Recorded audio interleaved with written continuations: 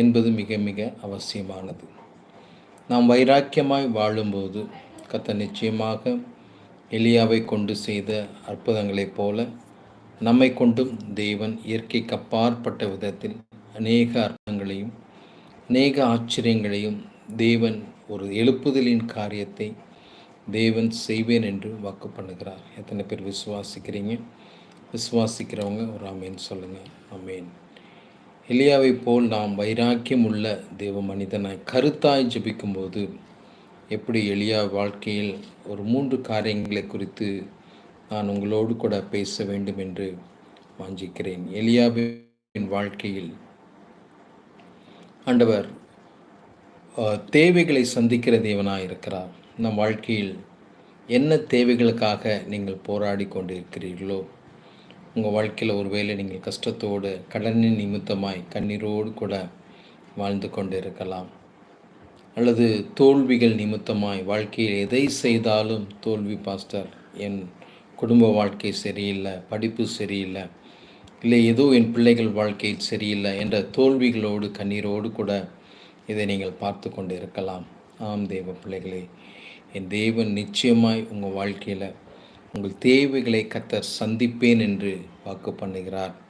உங்கள் தேவைகளை நான் நிறைவாக்குவேன், கிறிஸ்து இயேசுவுக்குள் மகிமையில் நான் நிறைவாக்குவேன் என்று கர்த்தர் வாக்கு பண்ணுகிறார். கேளுங்கள், அப்பொழுது உங்களுக்கு கொடுக்கப்படும் என்ற வாக்கு தத்தத்தின்படி அருமையான எலியா தீர்க்கதரிசியின் வாழ்க்கையில் அவர் கேரித் ஆற்றங்கரையில் ஆண்டவர் சொல்கிறார், நீ அங்கே போய் ஒளிஞ்சிக்கோ, உன்னை நான் போஷிப்பதற்கு காகங்களுக்கு கட்டளையிட்டிருக்கிறேன் என்று கர்த்தர் சொல்லுகிற வார்த்தையை நாம் பார்க்க முடிகிறது.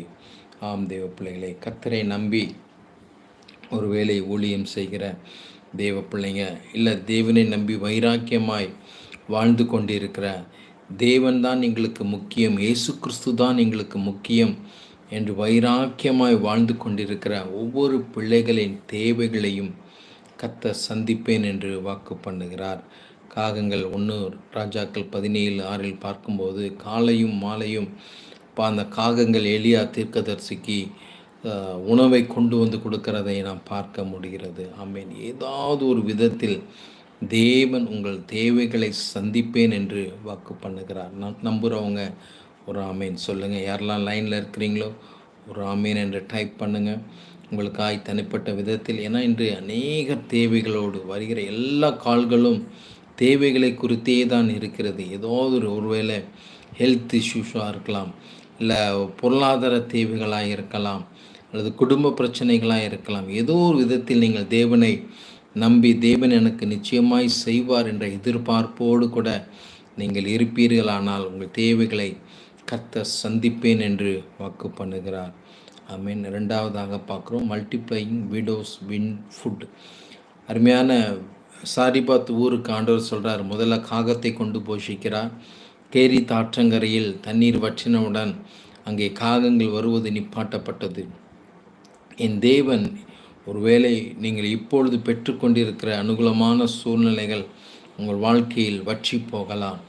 நீங்கள் வற்றி போய்விட்டதே என்று கண்ணீரோடு கூட இராதபடிக்கு இன்னும் வைராக்கியமாய் தேவனை சார்ந்து இருப்பீர்களானால் நிச்சயமாய் ஒரு விதவையை கொண்டு எலியா தீர்க்கதரிசியை போஷித்த தேவன் நிச்சயமாய் உங்கள் வாழ்க்கையில் இருக்கிற ஒரு எளிமையான காரியங்களை கொண்டு நீங்கள் நினைக்கலாம், இதெல்லாம் என்ன போஷிக்குமா, இதெல்லாம் என்ன வழி நடத்துமா, இதெல்லாம் என்ன உயர்வுக்கு கொண்டு வருமா என்று நீங்கள் நினைத்து கொண்டிருக்கலாம்.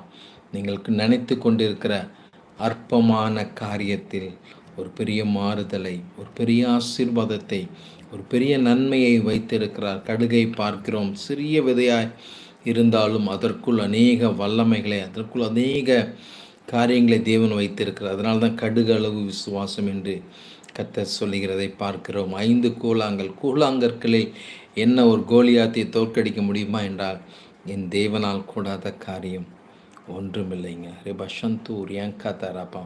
மோசே கரத்தில் இருந்த கோல் வெறும் கோல் தான். அந்த கோலை கொண்டு இஸ்ரவேல் ஜனங்களை 6 லட்சம் புருஷர்களை மோசே வழிநடத்தினதை பார்க்க முடிகிறது.